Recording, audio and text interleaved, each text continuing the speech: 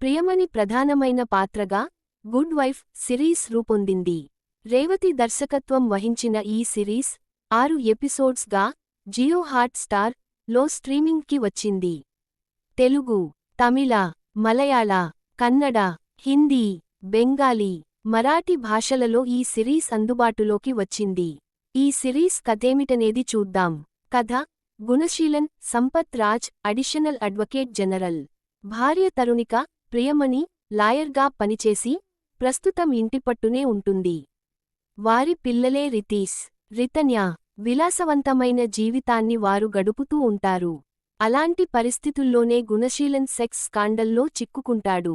అందుకు సంబంధించిన వీడియో బయటికి వచ్చి వైరల్గా మారుతుంది. ఏ కేసు విషయంలో అతను అరెస్టు అవుతాడు. అంతా కలలో మాదిరిగా జరిగిపోతుంది. గుణ చేసిన పని కారణంగా సమాజంలో తరుణిక, ఆమె పిల్లలకు అవమానాలు ఎదురవుతూ ఉంటాయి.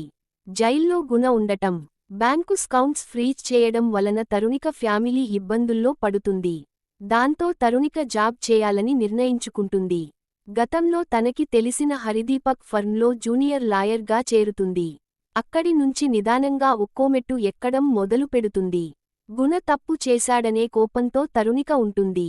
అయినా అప్పుడప్పుడు జైలుకి వెళ్లి అతన్ని కలిసి వస్తూ ఉంటుంది.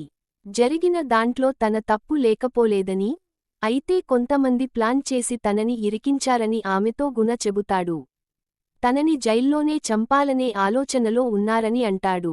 ఒక లాయర్గా తనని కాపాడటానికి ప్రయత్నం చేయమని కోరతాడు. అప్పుడు తరుణిక ఏం చేస్తుంది? ఎలాంటి సవాళ్లను ఎదుర్కొంటుంది?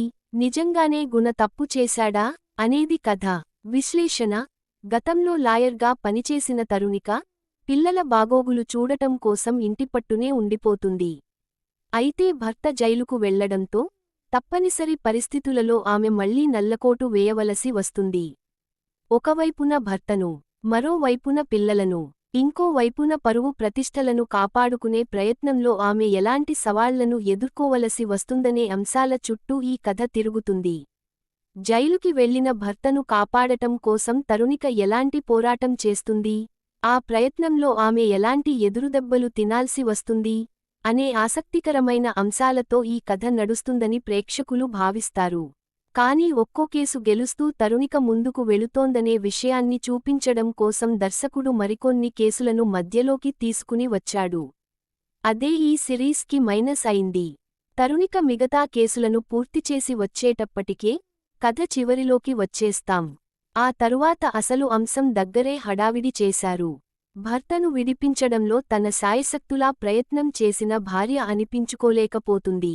భర్తకు సంబంధించిన కేసుపైనే ఉత్కంఠభరితమైన మలుపులతో ఈ కథను నడిపించి ఉంటే బాగుండేదేమో అనిపిస్తుంది.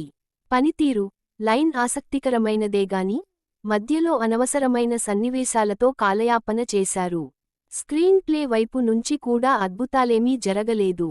ప్రియమణి, సంపత్ రాజ్ తదితరులు బాగా చేశారు. నిర్మాణపరమైన విషయాలకు వంక బెట్టనవసరం లేదు. సిద్ధార్థ్ రామస్వామి ఫోటో గ్రఫీ బాగుంది.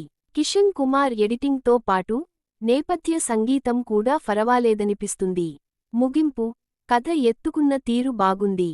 కానీ మధ్యలో అనవసరమైన సన్నివేశాలు ప్రధానమైన కథకు అడ్డు తగులుతాయి. ఆ సన్నివేశాల కారణంగా అసలు కథనే బలహీనపండిందని చెప్పచ్చు. అలా కాకుండా మెయిన్ లైన్ పైనే దృష్టిపెట్టి ఉంటే బాగుండేదేమో.